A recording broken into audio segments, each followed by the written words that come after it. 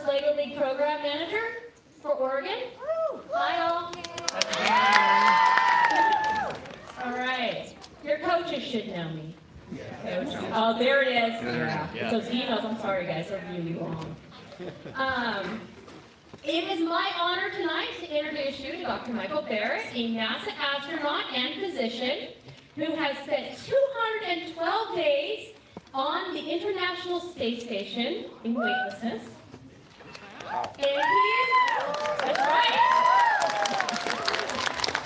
So with the help of Intel, who is our 18-year sponsor, he is here to share with us all that he can about living in space and the struggles of space and space exploration. And thanks to Amti for helping us and providing us with this space. Amti. And without further blathering, I'm going to let you have Dr. Michael Barratt.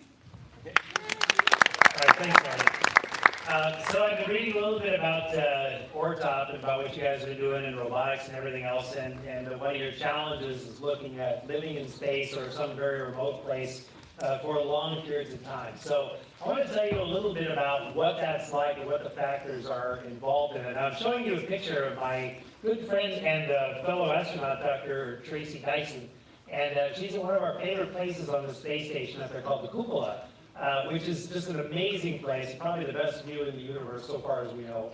And that's just a big bay window that looks down from the station over the Earth. It's an amazing place to hang out.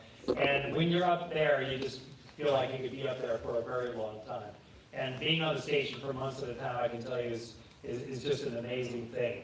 And but it does come with some challenges, as was mentioned. I want you to kind of understand those challenges as you think about how you would prepare to send people to places like Mars, like the moon or lunar base, or even potentially further. Now, all of us have places that we go to get our inspiration, and I certainly have my places. And I started a long time ago when I was the age of some of the kids here, and if not even a little bit younger. Now, does everybody know who the gentleman in the upper right is? Yeah. Okay, who is that? Captain Kirk. Okay, great. James T. Kirk, James Tiberius Kirk. What about the guy on the lower right? Okay, yeah, McCoy. Yes. Okay, Leonard McCoy. It was also had a nickname, which was Bones, right? So it's kind of cool. And he was my hero when I was watching this show with my grandmother, because he was just really brainy and really smart. But more than that, he had to figure out how to practice medicine on whatever person or alien that he was told to go fix or help. You know, so when Captain said, Bones, see what you can do for him, he had to think, okay, what planet are they from? What species are there? What's their anatomy like? What's their physiology like? And if there's any real deep Star Trek geeks here, you'll know that Dr. McCoy wrote the definitive textbook called Comparative Alien Anatomy and Physiology, which became the magnum opus for Starfleet for decades. And to me, that was just an amazing thing, that he had married medicine to space in such a way that was really, really exciting. And it's a pretty cool thing, and it's something you have to think about when you're going to be in space for a long time. What was the Enterprise's mission? 5-year mission, right? 5-year mission, which is really an amazing thing. So thinking about years of exploration. Well, it didn't start with the Enterprise. It started a long time ago. Who can name this ship? Actually, who can name the guy in the upper right? And it's not George Washington. I'm just going to circumvent that. That's the most common answer. Yes. Columbus? Not Columbus. Well, good try. I know someone over here knows it. Okay, go ahead. Cook? Yes, this is Captain Cook, James Cook. And he actually was a lot of the inspiration for Star Trek. I had met and actually got to know Major Barratt Roddenberry, and I was a real Star Trek freak. Most of us are, actually. But a lot of what came through Star Trek, which was missions, long missions of exploration and non-interference to the extent possible, and pure science, really came from British exploration, maritime voyaging, and Captain Cook. And that his ship, well, I'm not going to tell you what the ship is, see if anybody knows what it is. But more importantly, what I'd like to know is, do you know who the gentleman on the lower right is? Now think about it, I showed you the picture before. with Captain Kirk on the top and Bones on the bottom. Who do you think this is? Yeah, this is a ship's surgeon from the HMB, His Majesty's Bark Endeavour. This is William Brown Monkhouse. And it was said of Dr. Monkhouse that he was very disorganized, disheveled, and drank far too much. But he was incredibly intelligent, a superb observer, and an incredible documentarian. And his job was to keep the crew healthy and happy to the extent possible as you can do on a British ship, and really care for the crew as one of the prime objectives of this mission.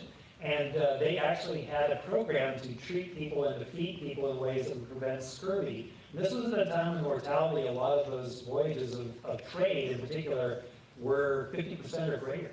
So the Dutch East Indiamen, the ships that would go and do the spice trade in the South Pacific, you could lose half your crew, and that was acceptable odds. And that was considered potentially a successful mission. Well, Captain Cook in particular really wanted to change that, turn that around. Nobody died of scurvy on the 3-year mission of the Endeavour, which was unbelievable. And there were so many places where Cook was cautious and preserved his crew in ways that no ship had really done before to that point. Dr. Monkhouse was kind of his right-hand man in doing that. It is unfortunate Dr. Monkhouse actually was someone who passed away on that trip, but that was from an enteric virus that there was nothing they could do about. There was no known way to prevent at the time. But nonetheless, the ship did incredibly well. And subsequent missions by Captain Cook, they would almost like never lose a man when they would pull up next to a port. In South Africa, there was one case where in Cape Town, they pulled up to a Dutch East Indiaman that had less than half of the original crew that had started out on that voyage. Cook's ships had not lost a single person. And it was all about the rigor and the discipline for caring for the crew, providing for the health and welfare, because that makes your mission more successful. We named our shuttles after ships of discovery. So this ship, this space shuttle was named after Captain Cook's Endeavour. Pure science, pure discovery. And that legacy is very precious to us. All of our ships, or our shuttles, were named after ships of discovery. And in particular, the name Discovery is something that's propagated throughout British maritime history for many centuries. Henry Hudson's ship Discovery, which was used to basically find Hudson's Bay, which is pretty big. You can't visit only if you go up there. And nobody had done that before that. So that was just an amazing exploration mission. Unfortunately, there was a crew mutiny on that, and Henry Hudson was never seen again. His ship was. We haven't had any mutinies in the space program so far.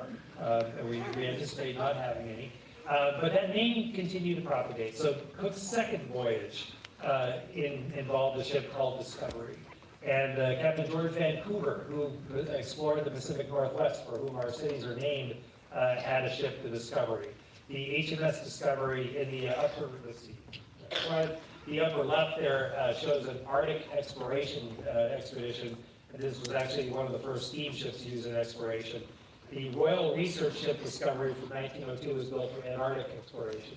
And if you ever get to Dundee, Scotland, this is actually docked there, and you can go aboard it and see. It's really quite amazing. So you get the idea. This name comes with a huge amount of heritage and a huge amount of history. This is what we named the Space Shuttle Discovery after. And I was very fortunate to fly on this ship, the last voyage of the Space Shuttle Discovery. It was an incredible honor to do that. So again, these ideas, these notions of going voyaging for long periods of time, even years, for science, for exploration, are not new. They're centuries old, and we actually have a lot to learn from those voyages, and we study these voyages actually quite heavily in our current space program. Now, fast forward a little bit. This was game day for me, my first launch, 2009, and I'm getting ready to go on the Russian Soyuz.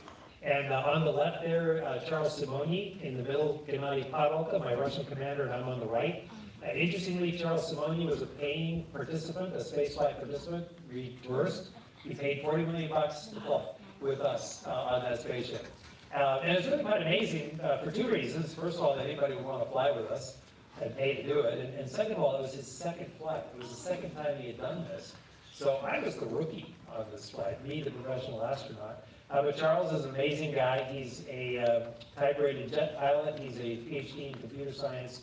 He almost single-handedly invented the whole Microsoft Office suite and oversaw the team that led that development. And he's really quite a brilliant guy. Actually helped us debug a few computer problems on the Russian segment when he was up there. But it was just amazing. That's the era we're in, where spaceflight opportunities are different than they used to be. You don't have to be a professional astronaut anymore. And believe me, the price will keep coming down as we fly more people. Now, a little bit about leaving the planet. Things that you should know. Come on. So, here we go. So this is the Russian Soyuz, and it launches out of Kazakhstan, a country south of Russia, in the middle of the Kazakh steppe. And it's a straight stick where a capsule at the top and all the boosters are very orderly below us. And the thrust of the rockets builds when it equals the weight of the stack. It just lifts off very gently. Very gentle lift off. You can hardly tell that you've left the pad until you see the clock start coming up and the G-load start to build. And it's really quite an amazing thing. It's a very reliable rocket, and you can launch this on a clear day like this, you can launch it at night, you can launch it during a snowstorm. I've seen all of those things happen. It's really quite amazing. It's basically an all-weather spaceship, a very reliable way to get 3 people to space. And I call it the commuter car because that's what it does. It takes 3 people to work, and after 6 months, it brings them home. Not a lot of room for anything else. Just a little bit of cargo and food that you need for the couple days that you're in the Soyuz. But it really is like a Honda Civic for spaceflight. Actually, a Honda Civic probably has a little more room than this thing does. And this is the pad that it launches from. And it's the same pad that launched Yuri Gagarin, the first man in space, in 1961. So it's really quite amazing. You should be thinking to yourself, wow, they still use that after all these years? Yes, they do, because it works. And the basic design of the Soyuz rocket and its predecessors hasn't really changed that much. Everything's been upgraded and modernized, and computerized. Computer power is a lot better. But in general, the mechanics of it work incredibly nicely. It's very simple, very elegant engineering. Again, it's one of those ways that we have a lot to learn from our Russian counterparts. Now, my second launch, what I call the Mack Truck, remember the Soyuz is like a commuter car, takes 3 people to work and back, and that's about it.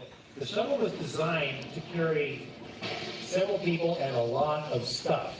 So you've got a 220,000-pound orbiter and tons of cargo inside. And when this thing launches, it is not gentle at all. It is literally like your house is shaking in a storm, and a giant comes and picks it up and hurls it into the air. And this is a view from the solid rocket booster attached to the stack, looking down, and there's the plume that we're making as we go up. And we're trying to build velocity and altitude, and here's where we separate from those solid rocket boosters when they burn out, and we continue up into space with our 3 main engines and that big fuel tank on the top. Those boosters were always dropped in the ocean and picked up again and reused again. We have to go from 0 to 17,500 miles an hour. That's orbital velocity. And so when you think about it, that's the power involved, is just accelerating us to an altitude and to a speed of 17,500 miles an hour. Now the altitude is about 240 nautical miles, and it takes about 8.5 minutes to do that. That's it. So here's your cocktail party trivia. Somebody says, well, how long does it take to get to space? No, it's about 8.5 minutes, that's it. And when I asked that question openly, I heard everything from a week at one end to 30 seconds on the other. And I was thinking a week would be incredibly boring. 30 seconds would squish you like a pancake because you still have to accelerate to 17,500 miles an hour. But whether you're the shuttle or the Soyuz, that's about what it takes.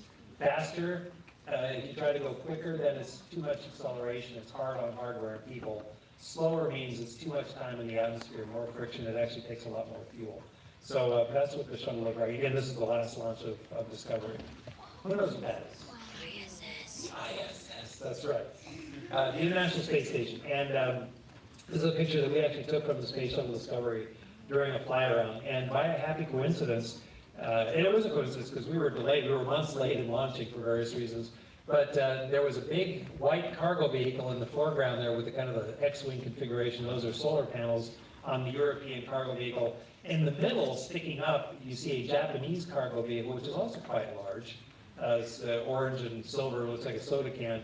We also had 2 Russian Soyuz spacecraft and a Progress freighter. And then when we docked the shuttle to it, we became the biggest pressurized stack in history. And that's a record that's going to stand for quite a while because, again, we're no longer flying shuttles. And this was just a coincidence. So it's a lot of room. It's a lot of habitable volume. And people think that we're claustrophobic and it's very small, and it's really, really not. It's a huge platform, it's a huge laboratory, And when you look on the sides there, what makes it so bright is those solar panels. They're very reflective. And that's about an acre of solar panels. That gives us a little over 80 kilowatts of power. So electrical power in space is life. It means environmental control, life support systems, power for experiments, power for lights. You really need power, and we are very rich with power up there. And that's part of what makes the station a really great place. This is what I call the real estate listing for the station. But just to give you an idea of what this platform is like, what characterizes it? If you were to look on Zillow for places to live, here's what the space station would look like. So this is the location. It's 240 nautical miles high, but it's not over one place all the time. It's moving around, remember, 17,500 miles an hour, between 51.6 degrees north latitude and south latitude. So we're always over a different part of the Earth at any given time. So that's our location, more or less. If you do the math, 70,500 miles an hour means we go around the world every 90 minutes. Every 90 minutes we see a sunrise and a sunset. That's 16 times a day. And so we can say, yeah, sunrises and sunsets are great from this location. And you see a lot of them. Weightlessness, that's one of the other things. There's no perceived gravity for us. We're in free fall, which is what makes it a great laboratory, because we can study things up there by taking away gravity. And whether that's biology, medicine, physics, fluid handling, combustion, everything changes in zero gravity. The atmosphere is basically like we have right here. It's air, 20% oxygen, 80% nitrogen, and the same pressure, 14.7 pounds per square inch sea level pressure. Volume, 35,000-ish, a little bit less than that, cubic feet, right? So if somebody's trying to hawk real estate to you and they give you square feet for space flight, just don't buy it, because square feet means nothing. There's no floor, right? I mean, there's surfaces, but they don't really mean anything. What counts is habitable volume. So it's really cubic feet, cubic meters. That's what you're looking for. And the views are great. There's a lot of waterfront view. You may see different waterfront at different times. You might see the Pacific coast and the eastern seaboard and then the Mediterranean. So it's not fixed, but you also get awesome mountain views and every awesome view you can possibly think of. It is close to public transportation because it is really the most popular destination in low Earth orbit. It's actually the only destination in low Earth orbit. So we have the Soyuz, which takes people up there soon, the SpaceX Dragon, the Boeing Starliner, and a suite of cargo vehicles, including the Dragon. There's a cargo version of the Dragon, the Cygnus, the Progresses, and we'll soon have the Sierra Nevada Dream Chaser. So it is absolutely the place to be in low Earth orbit. We used to joke about it when my crew was eating. We said, everybody who's off the planet is eating here, at this place right here. So it was a very popular place. 6 bedrooms, 6 crew members. Each person has their own private little chamber, which is kind of nice to have your own private space. 2 bathrooms, sort of furnished, because there's not a lot of furniture, because there's no chairs, for instance, because nobody sits down. Because you can't sit, there's no gravity. And semi-closed loop ecosystem, which we'll talk a little bit about, environmental control life support system. So you're not totally dependent on always bringing up new water. You reuse your water, for instance. And being in space changes everything. It changes your body, it changes your behavior, it changes your practices, how you do everything. And when you first get up there, it takes a while to get used to. So in this picture, it was my first day on the station. Now, I'd actually been in space for 2 days already, but in that little tiny Soyuz, that little Honda Civic. So you can imagine spending 2 days in a Honda Civic. But when you turn off the gravity, it's not so bad, because the small volume gets much more usable when you're not constrained to a floor. You can float and fly, and you can actually get along with other people really well, because you're never in the way. You can always move something.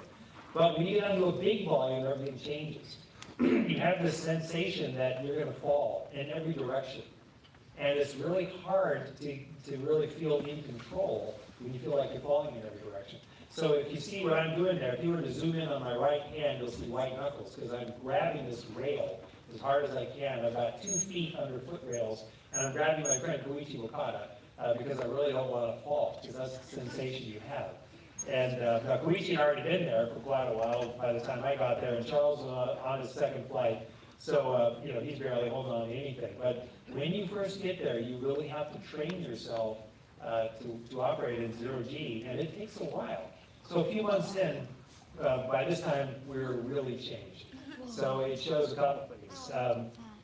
So my hair's a mess. Actually, my mom said if I didn't get my hair cut, she was going to stop watching NASA TV. So my worst nightmare, I had my friend Tim Copra, who's an Army guy, cut my hair.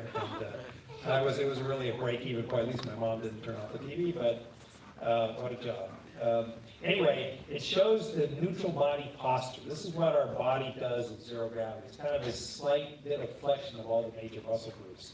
And instead of holding on in 4 places with white knuckles, I'm barely holding a handrail up there, but otherwise just floating in the middle of the module and feeling good about it.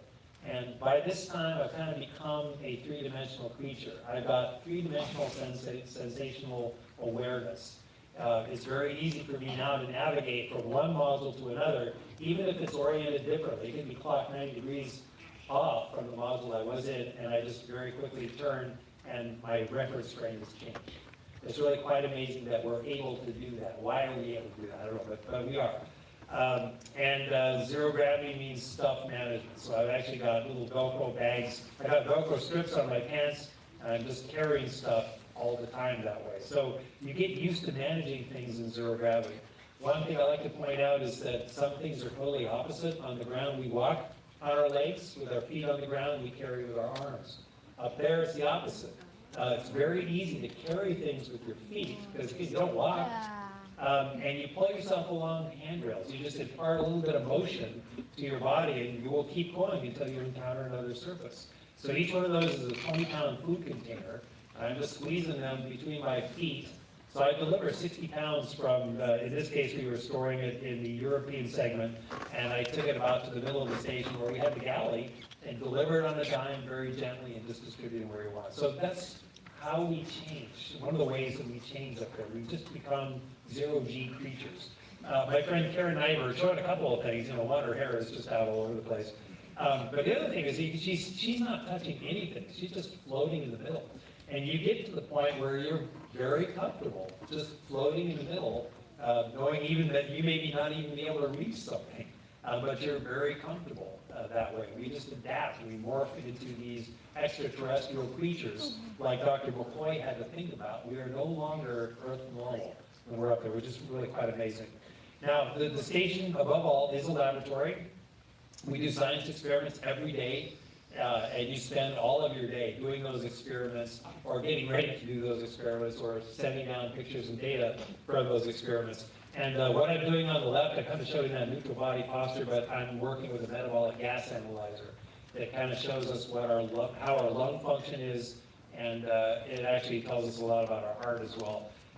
In the lower left, my friend Bob Thirsk is injecting conductive gel. We were doing electroencephalography brain waves. We were doing a study on another crew member, what that change is like in space.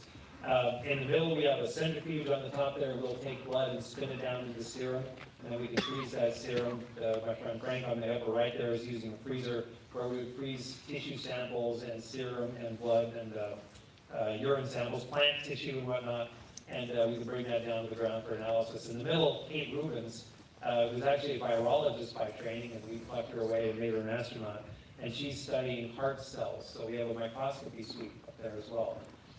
And glove boxes, Mike Cole in the lower right, kind of illustrating a point that in zero gravity, everything that might shed particles is going to put those particles free into the atmosphere. And so you really don't want that. Everything has to be contained, especially if it's a hazardous chemical that you're using in an experiment.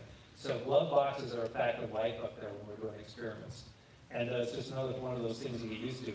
Now, I'm going to summarize like 2 days of lectures into one slide and just tell you that the human body changes radically. There is a constellation of changes that are predictable, that are with time milestones, and we've characterized most of them pretty well. Not all, but most of them. And this is what the human does in space. So there is a big fluid shift that both from the blood and the tissue fluid from your lower legs moves up to your chest and to your head, and that happens abruptly. As soon as the engine's cut off and you're in zero G, all of a sudden you feel like you're hanging upside down. Because without gravity holding those things down, it just all moves to the chest and head, and you feel like you're hanging upside down from the monkey bars. So you feel kind of stuffy and congested. It doesn't feel good, to be real honest.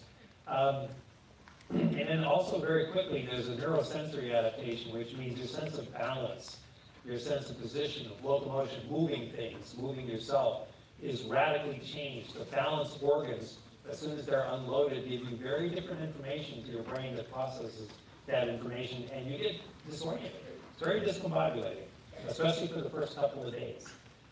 We actually decrease our blood volume and our blood cell number, and that happens within the first 10 days or so, about 15% each.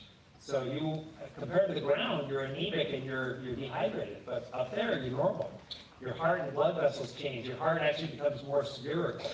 Although if you exercise, the muscle mass is the same, but it just becomes more spherical. Your diaphragm raises, and your lung volumes decrease a little bit, and all the organs that normally hang down from your diaphragm just float up free. It's really quite amazing. And when your waist gets thinner, your chest gets a little bit bigger, especially in the forward-backward dimension, and you get a little bit taller. That sounds pretty cool, right? First of all, you don't get to keep it. You come back and it all goes away real fast, and you pay for it a little bit. But interestingly, we found that those changes in body shape drive some of the physiologic changes, and that's been one of the biggest discoveries for us in spaceflight. So it's quite amazing. One thing we don't like, though, is the loss of muscle and bone mass. As soon as you unload bone and muscle, they start to weaken. And so you actually lose muscle mass, you lose bone density, and that's something we don't like. So we have to exercise hard. We'll talk about that a little bit. And if you're thinking about living in space for a long time, that's one of the things you do have to think about hard. Because we do a lot of medical experiments, we take blood. And because I was the onboard medical officer, it was my job to take blood from most everyone else. And because I was the only medical guy, I had to take blood for myself as well. But actually, most crew members are trained to take blood and do it very well. It's just a technical skill, and you can train to do it. But it's a little bit challenging in zero gravity, because if you put something down, it's going to float away. It doesn't matter whether it's a water bottle, a syringe, a test tube, anything. So you have to learn how to put things in a fixated position, whether it's Velcro or tape or stuck in a pocket or under a bungee. And that becomes second nature after a few weeks. It's amazing, how that all happens. But most of these procedures you can do with no trouble. All right, another thing you're going to have to think about when you are talking about long duration is what to do with everything, including your pee and your poop. So what you have here is your basic zero-gravity toilet. Now, on the left side, again, my friend Koichi Wakata, behind him you see a rack full of sophisticated equipment, which you need. And on his right, you see a long green hose with a yellow funnel at the top. So that, if you want to go number one, if you want to pee, that's where you do it. Now, on the ground, you pee into a toilet, and gravity carries everything nicely down into the water. Great, there's no gravity up there, so that ain't going to work. We have to have some other force to make fluids go the direction we want them to, and we do that with airflow. So there's a fan in that hose, and we turn on that fan. Order is important. You turn on the fan first, and then you start to pee in that funnel. If you do it the other way around, it is a bad thing. It's a bad day for everybody because it goes into the atmosphere, which we all share. Now, the other thing is that I've always told crew members as a doctor, I want them to check their urine color because if it's nice and clear, that means they're well hydrated. If it starts getting yellow, then they're probably dehydrated. But guess what color the funnel is? Everything is yellow, and I've been to my spleen about that to no avail many times. So actually, some people, if they really want to check, will put a little distance, which is a bad idea. But in any case, that is a Russian toilet, by the way, on the right side. We bought one from the Russians because they've done this forever, and it's very reliable. It's very good. It's much cheaper than the one that we built, and it was easy for us to take that and adapt it to the big system that you see behind Koichi. Now, what's really interesting is not so much how we handle the wee-wee, but what happens to it afterwards. Well, that's what all that equipment behind Koichi-san does, and eventually it goes here. So we were actually the first on my mission to drink the recycled urine. Now, by the time we're drinking it, it has been reclaimed, distilled, processed, checked for purity, checked for microbes, and minerals added back. And it's as good as any bottled water you will buy anywhere, if not better. And it was a big press day when we did this. CNN and Fox News, all these guys were tied in. We had reps in MCC, and this was a big deal. But actually, in reality, I had actually been drinking this for a couple of days beforehand, just to make sure it was okay, and that we weren't going to get on national TV and make really bad faces. The water is good, and actually, we claim about 85% of it, which is pretty good. When you think about it, that's 85% less water that we have to launch at a very high price. So closed life support, the closer you can get to it is vital for you guys if you're thinking about Mars or Moon or anything like that. Now there's a big difference between Mars and low Earth orbit, because on Mars there's ice, there's water, and we could potentially use it on the Moon as well. But having water at those destinations is huge for us, but we still will treat it like it's very precious and recycle it. It's really important for us. That's what the equipment looks like on the upper left. We have two of those racks that recycle water. And that's not just urine. If we sweat, all the sweat is also claimed in an air conditioner. It's condensed. It also flows into this manifold, and that's reused as well. And so it's not that difficult to do. And the lower right there is actually a food dispenser. And having this reclamation system means we can drink as much as we want. Practically, we can eat as much as we want because a lot of our food is dehydrated. So that's kind of revolutionized our ability to provide for health care. And it's very deliberate towards providing for the welfare of the crew, because it increases performance. And I mentioned that bone and muscles start to deteriorate. We have to exercise 2.5 hours a day to keep our bones and muscles strong. And we have a suite of equipment up there, which is very good now. As of 2009, we've got a heavy resistive exercise device. We have a couple of treadmills and a couple of bicycles. And nothing weighs anything, so you can't lift weights. We would have no meaning up there. So we have other ways to put the force back. There are two big vacuum cylinders that you can't see. But you can basically do deadlifts, you can do squats and heel raises, and all of that really gives you the big loads you need to preserve bone and muscle. And we can now do that in ways that we could never do before in the 4 decades of spaceflight before we started doing these. So, I mean, the idea of 6 months cruise to Mars and landing a crew that's healthy and fit enough to land and go out and explore, we're there if we can fly this type of machinery. Now, I'll tell you one bit of trivia. When you're doing a heel raise, that's very good for the bones in your feet. It helps you maintain that bone density by loading it, because your bones like to be exercised to keep forming. So for me, I could actually do 500 plus pounds of heel raises. You put a bar in there and it's 500 pounds. Does that sound like a lot? Yes. Yeah, it does. You know, my mother saw me do this in a heartbeat. So if I'm doing that on the ground, if I put a bar on the back of my shoulders and I do a heel raise, what am I lifting? Gravity. Okay, gravity is the key. I'm lifting the weight on that bar. What else am I lifting? My body, absolutely. Right, so it's not nearly as impressive if you subtract my body weight from that 500 pounds. But it does induce a very interesting biomechanical problem. Because unlike on the ground, where I've got, I'm not going to tell you how much weight distributed through my body very evenly, now all of that 500 pounds is concentrated on one point at the top of my spine. And it's got to be transmitted down through my feet. And you can literally feel your spine start to wobble a little bit. So technique is huge. This is the most preserving and the most dangerous piece of equipment that we have on the space station right now. So we actually spend a lot of time training before the mission to use this device safely, and you work up to it very gradually. So it's really important. But zero-G exercise is possible to maintain bone and muscle and fitness in ways that we've just never been able to do before. My friend Koichi-san on the right side is running on a treadmill. No gravity means he'd fly off the treadmill if he weren't restrained. So he's wearing a harness that keeps his feet down on the treadmill with a certain amount of pressure. And we have 2 bicycles up there. Bicycling is easy. You just hold on and pedal. It gives you a really good aerobic workout. We vary the resistance and we record the time and intensity for everyone. We did get asked a lot about the food, and this was one of my favorite days in space. This was the STS-127 crew that came to visit while we were up there. So aside from our 6 crew members, we now had another 17 guests for about 10 days or so.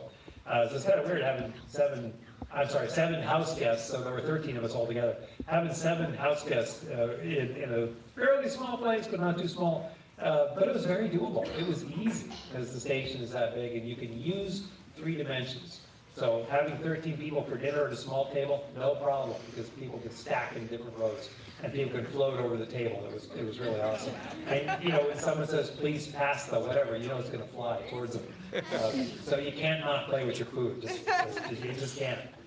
Playing with your food is just part and parcel of spaceflight. And everything has to be restrained, tacked down a little bit. So it's this awesome table. We've actually replaced this table, which I'm kind of sorry about because I love this table. But it had little Velcro bars, little bungee straps, and tape here and there. So everything you see there is actually stuck down to the table and not going anywhere. And what you see, the cans up there, I believe that is smoked salmon pate. And that is salmon jerky from Canada. And there were times when we were eating crab and truffles and caviar. So people think that we're starving or eating mashed potatoes out of a toothpaste tube. Those days are long gone. It is not like that. And even the dehydrated food is amazing. And the fact that we've got 5 space agencies in 15 countries means that we have a very multinational diet. So Japanese food, curry, seaweed soup, fish dishes. The Russian dishes are hearty and wonderful. So I consider it a golden age of eating in space. So if any astronaut ever complains about the food, just tell them Barratt says you're full of nonsense. So, it's amazing. One thing we found very important is personal space. This is personal workspace. So what I consider my office and Koichi's office, more like being in a cubicle. But just having your own computer, this is mine, this is my work, this is where I keep my camera, this is my protective gear. That was really important to us. It made our lives a little bit more orderly, even though it was just a little bit of real estate carved out on the side of the modules next to our sleep stations. But having a small bit of personal space was really important. It gave you control, it gave you a certain amount of order that was really important. And I got so used to working with Koichi-san behind me, I almost, it was hard to work when he left. Well, I stayed up there and he was replaced by another crewman. It was hard for me to work because I got so used to having him there. All right, so let's say that 6 months has gone by. I'll turn the sound down a little bit. 6 months has gone by and it's time to come home. So my first mission was on the Soyuz. And the Soyuz little capsule, remember that Honda Civic, and now you have to go from 17,000 miles an hour to 0. So we do that with friction in the atmosphere. And it was a computer image before, but this is the actual camera view looking out my window. You can see the sparks going by as our heat shield comes apart, which dissipates heat. But you also see a plasma glow, and the window is starting to melt because the frictional heat is so high. On the right side, it's white hot. It gets a little bit cooler on the trailing edge, but on that right side, it's actually getting thin as the glass melts and starts to run to the other side. And that's inches away from your head. And so you know that's going to happen, but when you see it happen, it's kind of visceral. And at that time, as you're screaming through the atmosphere, you're buffeting a little bit, and you have this sensation of rushing wind going by. It's really a seat of the pants experience, which is really quite amazing. So I'm going to turn that down. And this is a little bit more modern video from the inside, looking down at the crew first. And we separate, and we come in back to Kazakhstan. So this corridor, the entrance to the Mediterranean, kind of along the Mediterranean, and back to Kazakhstan. Again, it's awfully hot because it's all that frictional heat with the atmosphere that gives us the drag that slows us down. And I can see the windows just got real bright, even though they had melted and sooted over, because those were sacrificial. Those are gone, and the chute opens at a very high altitude. So it's a single chute, and it's a very high opening shock. It really shakes you. Now watch the seats. They're actually at 4 Gs now and tightening their belts because it really hunkers you down in there. And the seats are going to change their angle. They're going to cock up really fast because there's little pyro cartridges below each seat that gets you at a good landing attitude, a good position for landing. Oh, it's that fast. And it literally feels like somebody just kicked you in the bum and sat you up a little bit. And we're getting ready to land. There's going to be rockets fired just above the ground, be a big flash, boom, and that's it. And so it's quite a bang. This is what the same landing looked like from the ground. So as rockets fire, lots of smoke, and this is the impact on the inside. It is a very safe ride to and from space. My friend Mike Lopez Alegria describes it as a whole bunch of flashes and explosions, followed by a car wreck at the end. But again, it's designed to bring people back safely, and it does. It's really quite amazing. And I just have tremendous respect for that vehicle. Now, the shuttle, very different. Remember, I told you the Soyuz launched gentle, the shuttle launched rough. The Soyuz lands rough, The shuttle launched gentle.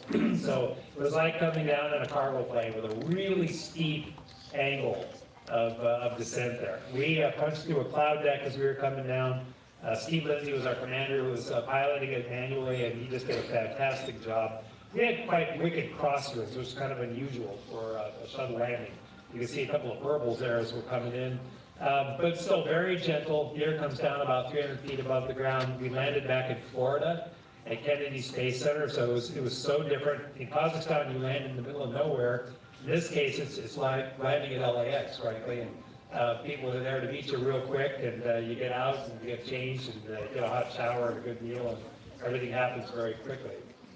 Very different with the Soyuz.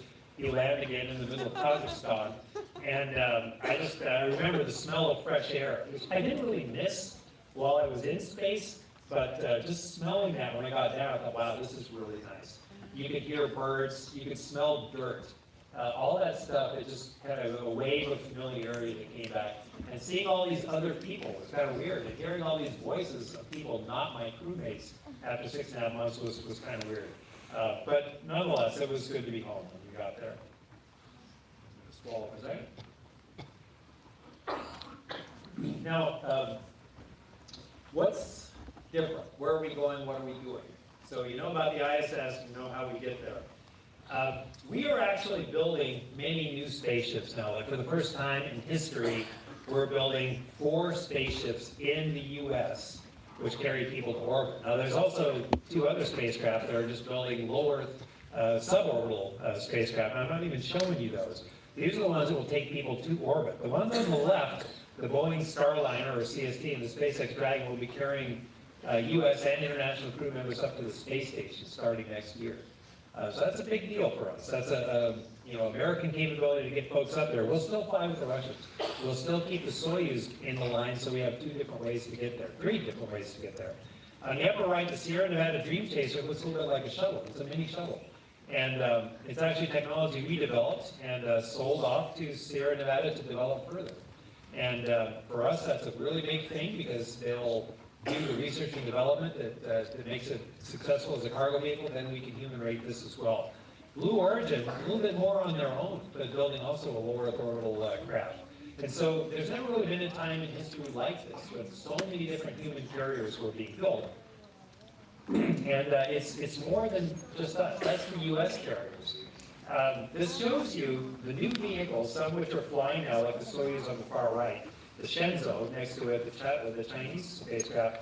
The Orion is on the far left, which we'll talk about a little bit more. But Russia has a new, larger capsule that will go beyond low Earth orbit in work as well.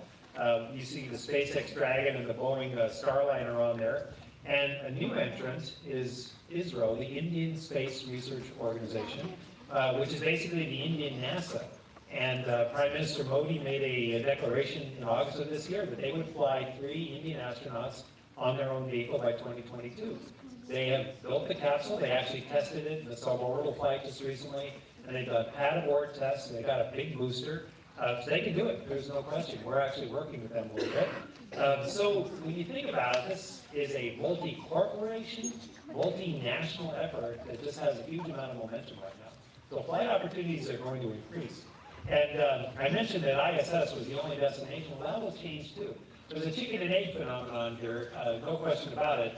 If you build other spacecraft, then there's incentive to build other space platforms along with the ISS. So this is the Bigelow space station. It's an artist rendition, it's not built yet, but a lot of these modules have been built and tested. We actually have one of these inflatable modules on the space station right now. It's been there, I think, for 2.5 years or so. And there's been a free flyer for many years, and they've proven that they can hold pressure as an inflatable space module for years. So this is a very tested, very viable concept. And here you can see the Boeing Starliner actually servicing this thing. So there'll be more activity in low Earth orbit with the new commercial carriers, which we're really excited about, because the more space, the better, certainly for NASA. Now, leaving Earth vicinity. By the way, this is a picture taken by the Apollo 17 crew.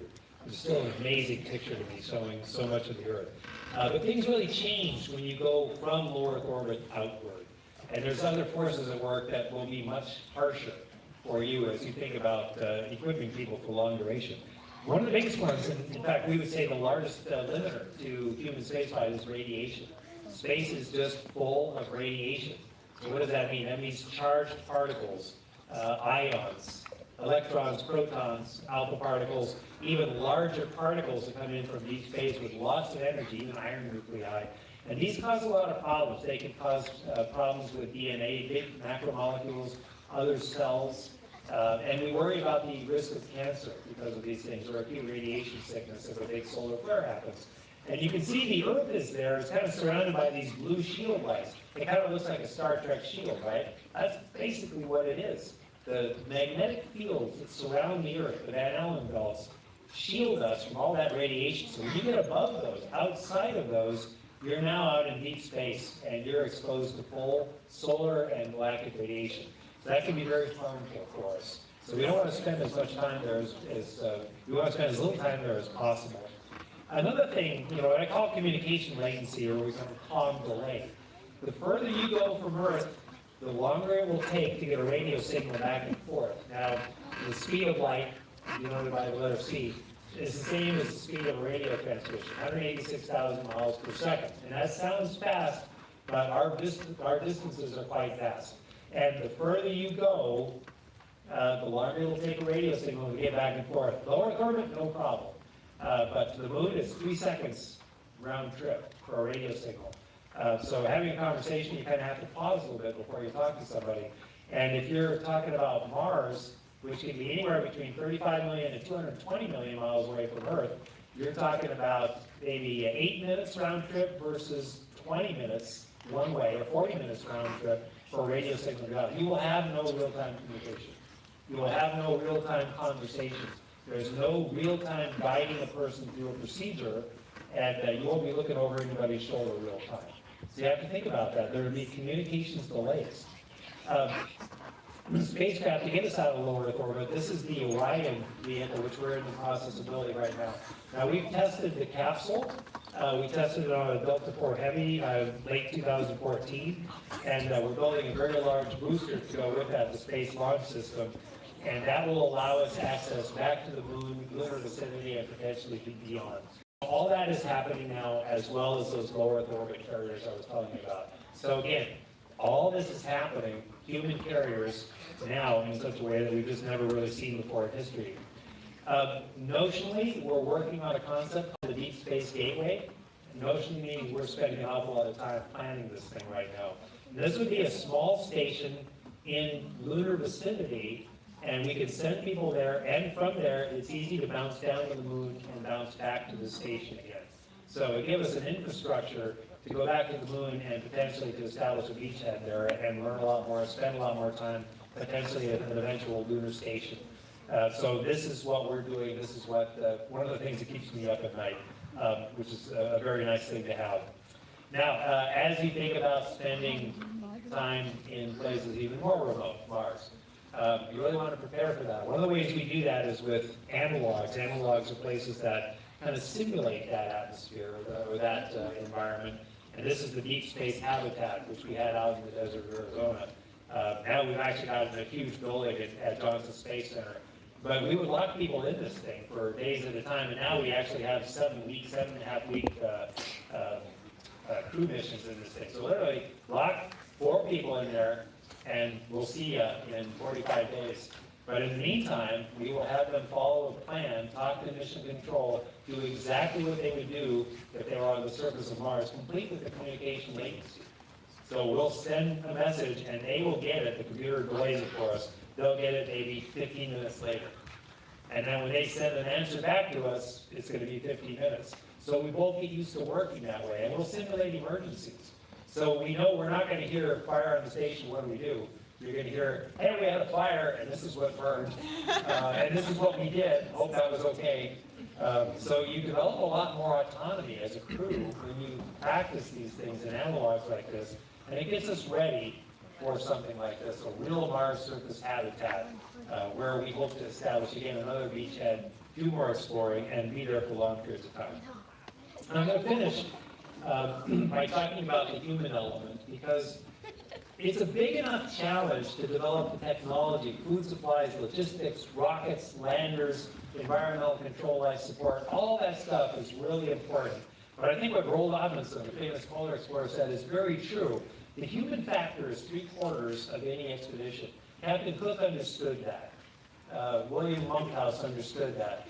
Caring for, preparing, selecting a crew is everything. And making that crew work together as a team is huge for mission success. It's more than just keeping a happy, healthy crew. It means that your mission is actually going to succeed. It's extremely important. And I am a Disney freak. If any of you have not seen Treasure Planet, please go see it. I was required watching for my crew for a lot of reasons. But this is one thing Dr. Gilbert Doppler said. There are worse remedies than a few character-building months in space. What that means is you're in a place that's outside of your comfort zone, where you have to learn to expand your comfort zone. You have to learn to make do with what you have, to get along with the crew you have, to work together if you want to come home again. And he just said it very eloquently this way. Final concept that I will leave you with is we talk about expanding into the solar system. That's what my generation is really occupied with, and hopefully the next generation will as well. Beyond that, there's something much bigger out there. And when I was y'all's age, there were 9 planets, right? Now there's only 8 planets, which is kind of funny in our solar system. But don't get depressed about that, because we have discovered thousands of planets outside of our solar system, planets around other stars. And we had maybe fantasies that they were there when I was your age. Now we know they're there. And in fact, it's more the rule than the exception. It's really quite fantastic. And there's so many of them out there that there's a good number of Earth-sized planets that are the right distance from their stars where, potentially they can support life. So I'm showing you the TRAPPIST-B system, which is one of the closer large systems to us, 40 light years, which is still a long way away. It's still about 250 trillion miles away. So we don't have the means to fly there. We have to go way faster than light somehow to get there. But you can think to yourself, why would I want to go that fast? Well, here's a good reason. You might have between 3 and 5 habitable planets in this one system alone.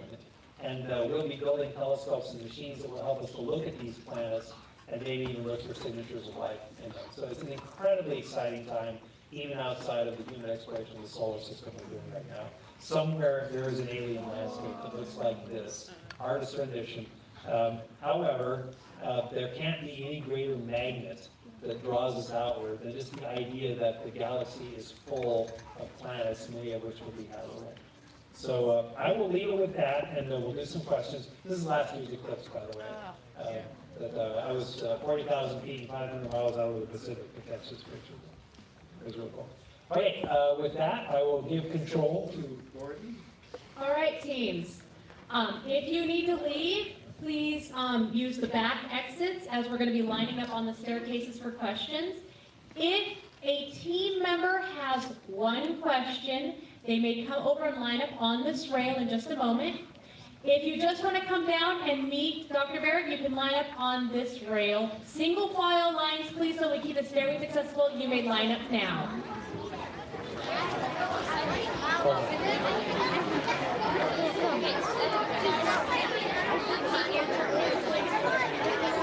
Okay, we're going to start asking questions, so let's chatter.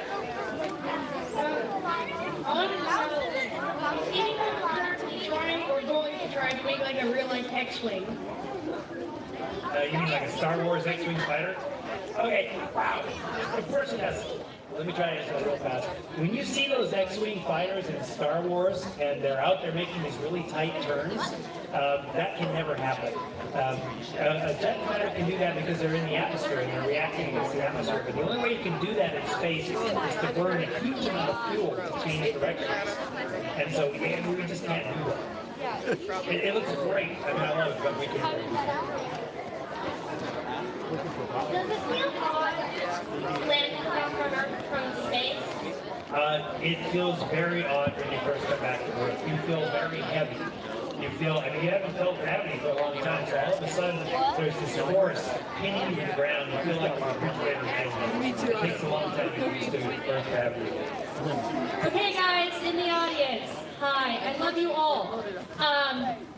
We got kids asking questions for their innovative solutions, and they really need to hear the answers. So please try to keep your chatter to a minimum or into the lobby. Thank you.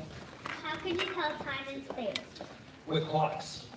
So we tell time and space the same way that we do down here. But an interesting thing, I told you that we go around the world 16 times a day, so sunrise and sunsets don't help you. We have chosen to use Greenwich Mean Time, universal time, on the space station. So when we tell time, that's what we use. And that splits the difference the best between the Europeans, the Russians, the US, and the Japanese. So that was just our decision to tell time that way. Good question. How do you have Wi-Fi or network connection on the ISS? So we have a satellite network, a very broadband connection to the ground. And that's great because we can send video, and we have 8 video channels. I mean, it's awesome. But we really don't want a direct internet connection from the space station to the ground. Why? Because we're really afraid of some virus affecting our onboard network. So we have a big firewall between us and the outside. How much air do you need for one mission? How much air do we need for one mission? Well, each person will, let's see, I think it's 2.5 kilograms of oxygen a day. And so that's what you really need. So the nitrogen that's mixed with the oxygen, you can just keep rebreathing all the time. But that's about 1.5 kilograms of oxygen a day. So as long as we get that every day, that's great. But you got to multiply 1.5 by the number of days that you're going to be up there. How many people do you treat in space if they're sick? How How many people do you mostly treat in space if they're sick? do we treat people in space if they're sick? So we actually have a medical suite, kind of a sick bay on the space station.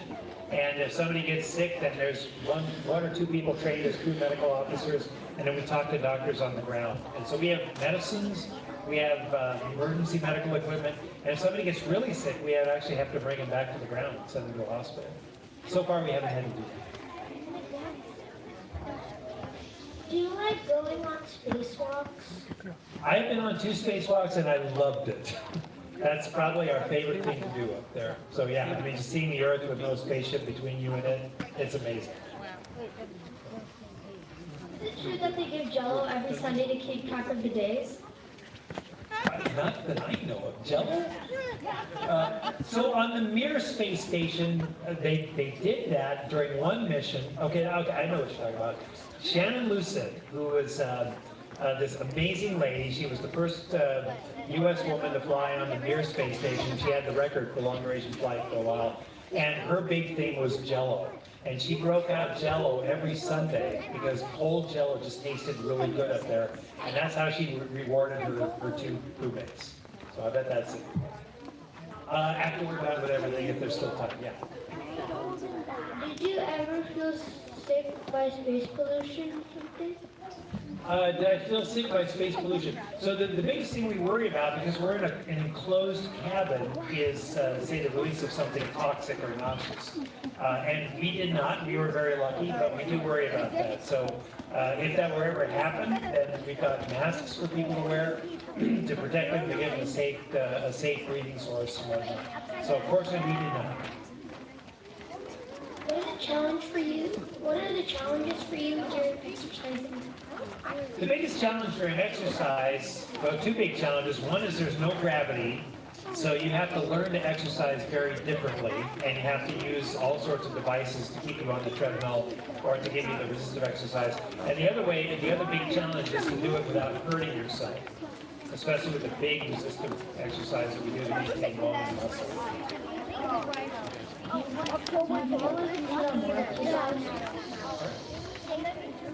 you feel like you need more exercise? Do I feel like I need more exercise? 2.5 hours a day is about right. If you do more than that, you'll lose too much time doing experiments. But some people, when they have free time, they exercise even more. They bulk up like crazy. So it's possible to do. I felt good with the number of exercise hours a day. What was the scariest part of going to space for you? Scariest part, probably the first spacewalk was the scariest thing for me. I mean, it was a mix of joy and exhilaration and terror and hoping you get the job done and not wanting to mess up. But spacewalks are probably the scariest thing. most favorite thing to do with Well, I think I would have to have like 2 or 3 favorite things. So number 1 was just floating. That was just so cool to fly like Superman. The other thing was looking at the Earth, because it was just amazing to do by the window. And hanging out with my crewmates around the galley table, because I had an awesome crew and we just had a lot of fun together. Okay, guys waiting in line, keep the volume down. We are recording the questions. Thank you. What is the most challenging and important experiment you did in ISS? Wow.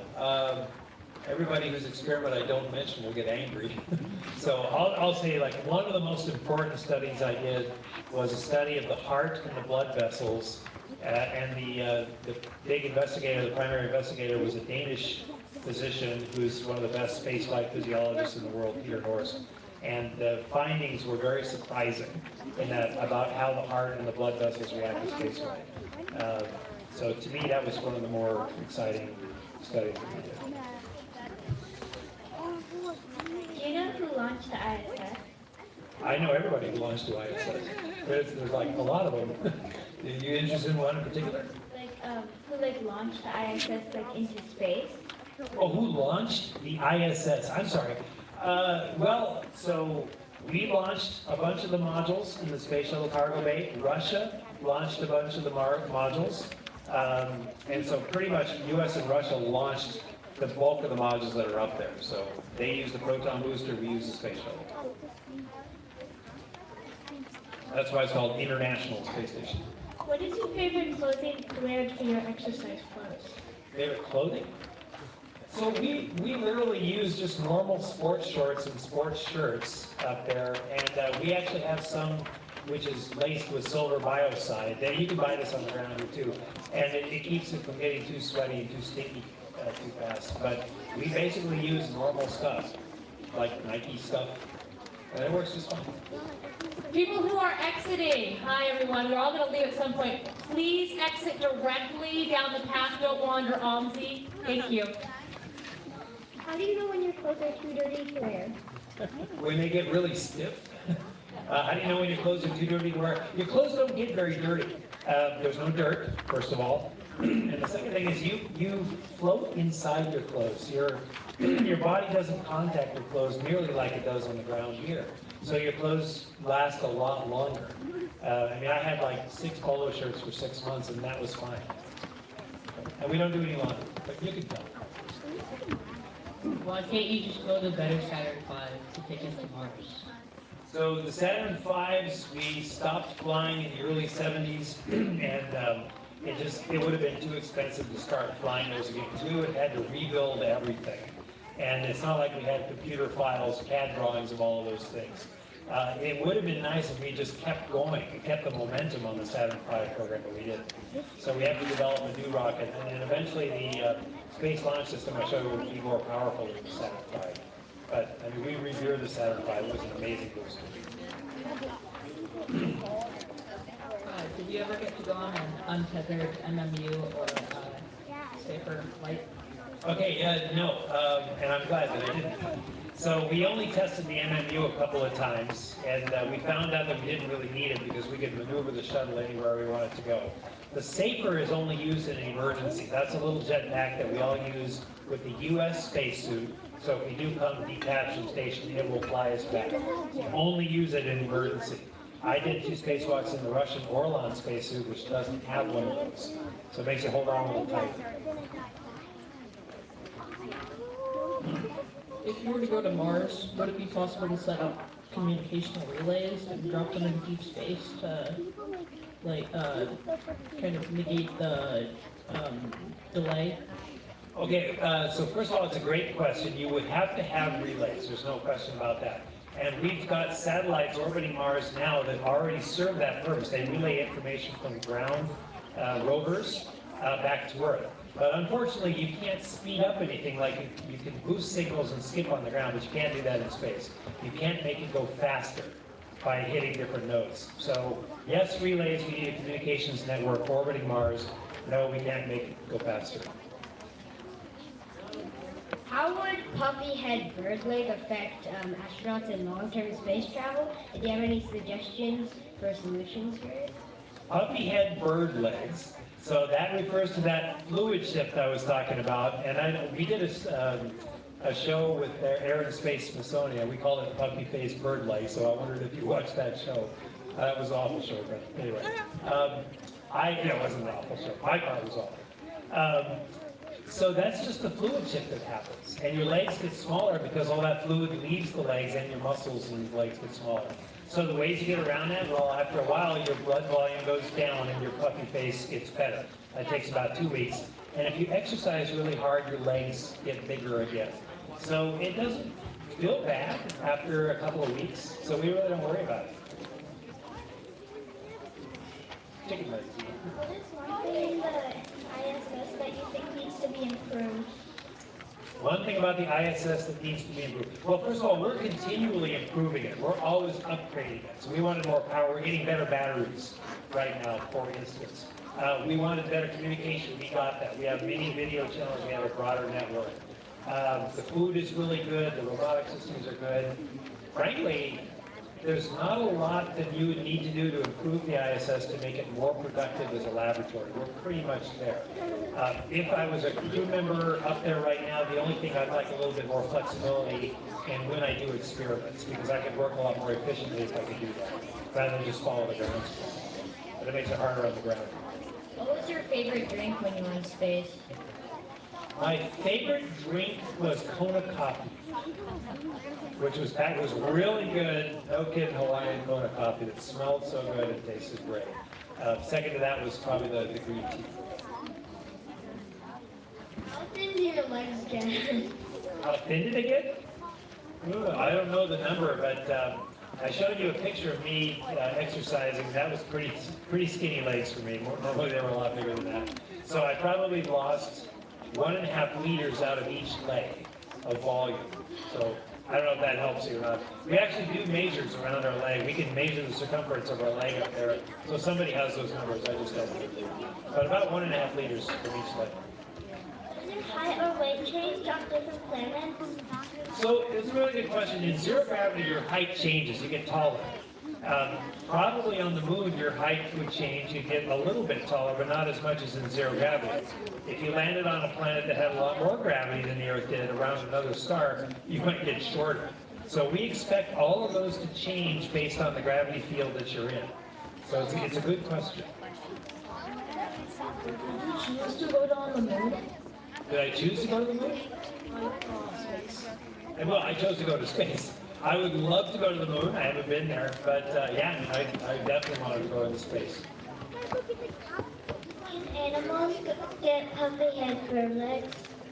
Okay, that is a great question. So the puppy head bird legs happens to creatures that are upright, that walk around, right? So that's us. Because gravity is pushing things down in my legs so much because I stand up straight, I really feel that effect when you take the gravity away. If you're a mouse and you live on 4 legs and there's not much distance between the bottom of your feet and your head, only like that much, you don't really see that so much.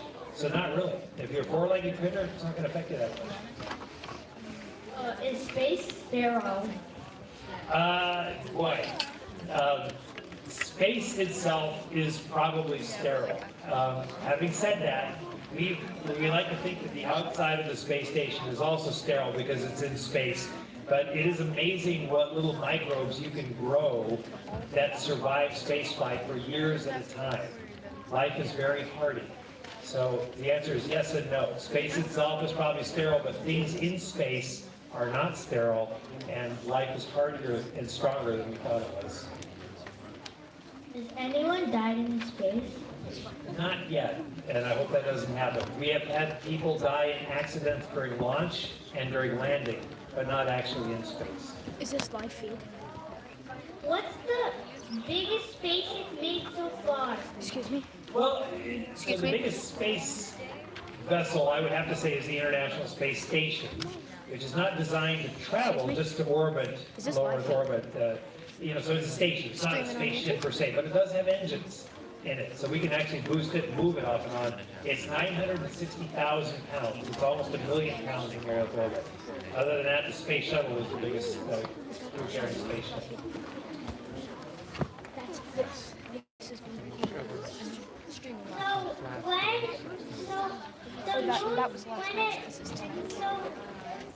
know, the Earth is blocking the sunlight and the moon is behind it. How is the moon all white? Well, when the Earth is blocking the sunlight with the moon behind it, that's an eclipse where we actually turn the moon from white to dark for a little while. So for that short time, that's a lunar eclipse. As soon as the Earth moves out of the way, it goes bright white again. Does that answer your question? How did you feel after you left your friends for the space station and you went to your own home then? How did you feel?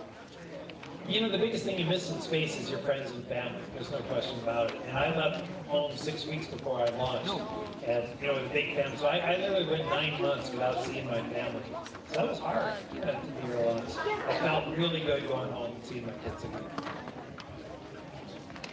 If we send so many spaceships to space, will the ozone layer be damaged? And if so, what can we do about it? That's an interesting question. We've worried about certain spaceships with certain engines causing some damage to the ozone layer. Now, we don't launch spaceships very often, so it's a tiny fraction of things that can damage the ozone layer. We worry a lot more about the chemicals that we use in jet aircraft. But having said that, we actually are looking at engines with technologies that will be less harmful to the ozone layer. But we don't launch very many spacecraft compared to everything else, so it's not that big of a risk. When you're in space, do you get lonely and homesick? You know, you miss your family. There's no question about it. But I can't think of a day where I felt homesick because where I was so amazing that you're thinking about that. Amazing to float and see the Earth. You're not saying, man, I wish I was home. I don't think I ever wished I was home while I was up there. When you're up there, what does the swelling feel like when your arms are swell? Well, so your arms don't swell and your legs anti-swell. They get smaller. It's your head that swells. And for the first couple of days, it literally like hanging upside down. It feels stuffy. You get a little head, and it's not comfortable. But after a few days, as your blood volume decreases, your head actually gets better. So I kept kind of a puppy face for my whole life, but not much. What kinds of things do you miss when you're in space? Family, no question about it. I miss family more than anything. What can radiation do to your body? Oh boy. What can radiation do? Many, many things, and it depends on the level of radiation, how much there is. And the biggest thing we worry about is a radioactive particle hitting our DNA that controls our genes and how they work and how they build new proteins for us. And that can do many things. It can damage a cell, or it can actually cause cancer to form many years later. That is our biggest worry. If you get a very large dose of radiation, like from a solar flare, it can cause radiation sickness, which can affect every system in the body. Fortunately, we haven't seen that. But the idea being radiation is our biggest medical risk about spaceflight. How thick is the moon? How big is it? How thick? Oh boy, it is about 2,000 miles in diameter, I think. I'm a doctor, I don't have to know that, but I think it's about right. When you're in space, does your senses get weaker? Does what? Your senses get weaker? Do they get weaker, sensitive? Your sense of balance changes. I wouldn't say that it gets weaker. How does it know? They don't. Your senses, you develop certain ones a lot more, especially your sense of hearing is very acute because you listen to fans and puff all the time. But no, I don't think they get weaker. What does it feel like when you come back from zero gravity and then you enter the 4 or 5 times Earth's gravity? What does it feel like? Well, it kind of feels like it's not fair because you're going from zero gravity and you know that you just want to go to 1 gravity, but to get from 0 to 1, you're exactly right. You have to pass through the atmosphere. You're going to hit 4 or 5 Gs on the way down. And so you pay big to get back to 1 G. If you haven't felt any gravity for 6 months, 4 Gs feels like 10 Gs. So it is really heavy, and it's such a novel sensation that when you're moving your arm, it feels like something is just pulling it back like a force field. It's pretty weird. But you get over it. What do you do for fun so you're not bored? You never get bored. I never got bored. None of my crew ever got bored because the work you're doing is amazing and the place you are is amazing. But if anybody started to think about getting bored, all you do is go look out the window. And when you're looking at the Earth, it's endless entertainment. If you can imagine the Earth on the big screen all the time, you're seeing cities, you're seeing volcanoes, rivers, glaciers, sand dunes. I mean, you never get tired of that. So, like, when you're missing your family or haven't talked, has anyone in space for the history, like, gone mental and... Gone mental. Well, okay, yeah, so it's a serious question. So our Russian colleagues started flying long duration before we did. And they had years of experience, and a lot of what they learned and what we learned from them was psychological training and support. And there were definitely times when people would get a little bit depressed. And there was one American astronaut who was, was very public about it, that he was depressed on the Mir station. And the reason you get depressed is typically not enough to do, or you feel isolated. And there's ways that you can get around that. You always want to have meaningful stuff to do. There's nothing worse than taking a type A personality, somebody who's really intense, and putting them on a platform with nothing to do. So always keep them busy. And Navy does that on ships as well. And you also choose people, you select and train people to handle long periods of isolation. And they learned to do that centuries ago, and we're now starting to do that as well. So we have ways to do that. There's a lot to say about it, but I don't have time now. But look up psychology of spaceflight. You see a lot of my friends who've written stuff online. How do astronauts know if, how do astronauts measure radiation while on the space station? And what do you do if there's too much radiation? So it's a good question. So we measure radiation in so many places, in so many ways. Every astronaut wears a radiation badge, a dosimeter as we call it, and that tells you your cumulative radiation at the end of the mission. Almost every module has a radiation area monitor in it. And in some parts of the station, there's really big radiation detectors that tell you which direction the particles are coming from, what their energy is like. And we have radiation detectors outside the station, and we have certain satellites that tell radiation. So we have all sorts of detectors that tell us what's going on. Because we're below the magnetic fields, the only way a big solar storm can hurt us is by increasing the daily flux a little bit. And sometimes we'll have to send astronauts to a heavily shielded part of the station just for a few hours. But we watch that very carefully. How long does it take to get notified about how much radiation people are being exposed to in space? That's an interesting question. When we land, we turn in our badges that we've worn for 6 months to the radiation lab, and after a few days, they will say, here's the radiation dose you got. They'll tell you exactly what you got. So it doesn't take very long at all. But before that, they also have these other detectors that say what the station got. So we find that out pretty quickly.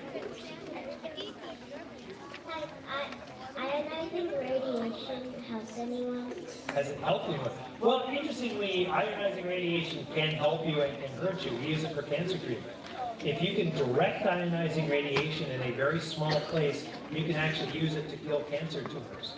So we've been doing that for quite a while. The problem in space is that it's just everywhere. It's not concentrated in one small spot. Any astronaut coming to space to Earth have been severely injured because of space radiation? Wow, a lot of radiation questions here. It's interesting. No, not yet. Not yet. But we worry about that more in deep space, like on the way to Mars. Has ISS ever been, not just ISS, but any shuttle been near the radiation boundaries? So the radiation belts, it depends on the latitude, what altitude they are. Just trust me on that. And where we live, where we operate the space station, you would have to get about 800 miles high to start encountering, almost 1,000 miles high to start encountering that first radiation level. So we don't go near that, and the shuttles never went near that. However, If you go even to 300 nautical miles from the 240 where we are, radiation goes up quite a bit. So we want to stay as low as possible and still be in orbit because of that. That's a good question. What are the long-term effects of space radiation? The biggest long-term effect we worry about is cancer risk. Because we've taken a lot of radiation, the chances of getting a cancer from that years later are higher. And sometimes we actually limit people's time in space because of that accumulated risk. So that's the big one. But that changes when we start going in deep space, because the radiation doses get a lot higher and the chances of a big solar flare get bigger and acute radiation sickness. So right now, it's more cancer risk. Eventually, it's going to be much bigger risk. Are you aware of gardening in space? And what is the biggest challenge of gardening? So we do a lot of experiments on plants in space because eventually we like to grow food. A couple of big challenges. Number one, you don't have enough room for a meaningful garden or a farm to grow enough food to really count right now. So it's all science experiments to figure out which plants grow best and how to do it. There's no dirt, so you have hydroponics, which is a sort of some kind of a substrate, as we call it, that will carry nutrients and water to the plant. And you have to provide artificial light for the plant. Now, eventually, if we choose a plant that grows really well, we can hopefully do it on the moon or Mars, where there's a lot of real estate where we could grow a meaningful plant. What is the hardest thing about sleeping in space? About sleeping? Boy, it wasn't hard for me at all. And it is for some people because they're used to feeling the weight of their body on a mattress or the weight of your head on a pillow. And when that's not there, it's kind of freaky and hard to get used to. So some people don't sleep all that well. But there are challenges for a lot of people. Noise is one thing because there's always fans and pumps going. Psychological stress because the day is busy and you're always thinking about what you did right, what you did wrong, and thinking about the next day. And again, there's 16 sunrises and sunsets a day, so there's no one sunrise and no one sunset to give you a cue about night and dark. It's all just turning on the lights and turning off the lights. So what we call a circadian rhythm, your biorhythm, is very different up there. So that's another big challenge that causes people not to sleep well.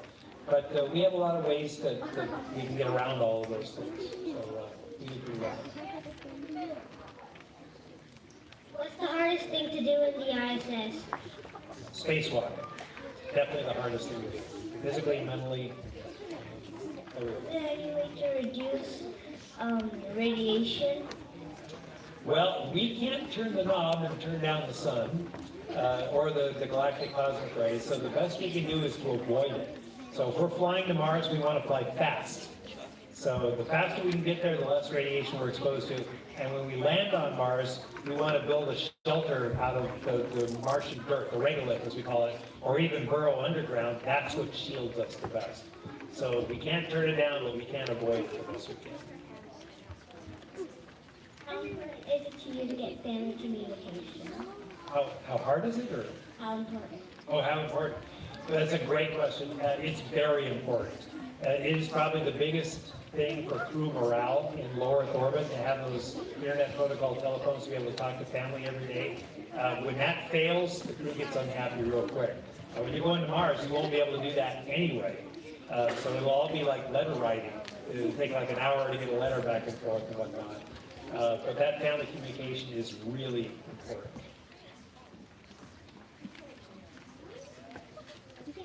Do you have any thoughts on how you could improve communication through space? Well, so you just like radio signals and just being able to talk to one another? Yes. Okay. I'm a doctor. I only know what other people are thinking. We've actually been working on laser communications, so basically light waves directly to the station that avoids a couple of satellite links. So that's great for low Earth orbit. Could potentially be great for something around the moon. But unfortunately, we can't make radio signals go any faster than the speed of light. So we're kind of stuck there. They do it in Star Wars, I don't know. If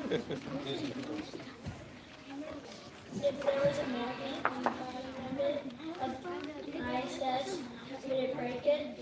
There was a magnet? We don't allow strong magnets on ISS, not because it would break it, because it really messes with the electronics that we have up there. So that's the main thing. I don't think it would break it, but it would wreak havoc with our systems. Is it hard to exercise in space, or is it like on Earth? It is definitely not like on Earth. You have to relearn how to exercise, and it's hard at first, but it gets easy once you get used to it. So, You have to wear the eclipse glasses when you're watching the eclipse in space. well, the problem is not the eclipse for us, it's just the direct sunlight. So for us, if you're looking out the window, there's no atmosphere between you and the sun, and it can be really, really intense. So we have very strict rules. We have sunshades. We have very dark, kind of like welder's glasses that we use if we have to look directly towards the sun for any reason. And you have to be extremely careful. And all of our windows are filtered. If they weren't, we have one window that's not filtered for ultraviolet light, and you'll get a sunburn on your face in about 15 seconds in front of that window. So we try to avoid that. What is the smallest spacecraft? The smallest? Probably, well, the early Soyuzes were probably about the smallest. They're tiny. Do you know how much fuel is in the ISS? How much fuel? No, I don't. Somebody probably does, but so we have engines and we do store some fuel, but mostly when we boost the ISS, we use an attached spaceship. So the Russian Progress will dock to it, and it has fuel and an engine, and we want to change the orbit of the ISS. We'll let the Progress do it, sort of like it becomes a tugboat at that time. We don't keep that much fuel on the ISS itself, because fuel doesn't store very well for long periods of time, but we do have some. What do you think is the biggest problem in space right now? Lack of sustained funding. The biggest problem in space right now, we have all sorts of technical solutions to most of our biggest problems, but that's not where we're broken. We need a plan, and we need Congress basically to support the plan and do it over a long period of time. Because everything we do takes years to do, but our budget gets relooked at every year. All right, thank you. That concludes our questions this evening. And we're going to go one team at a time. So first team, come on up.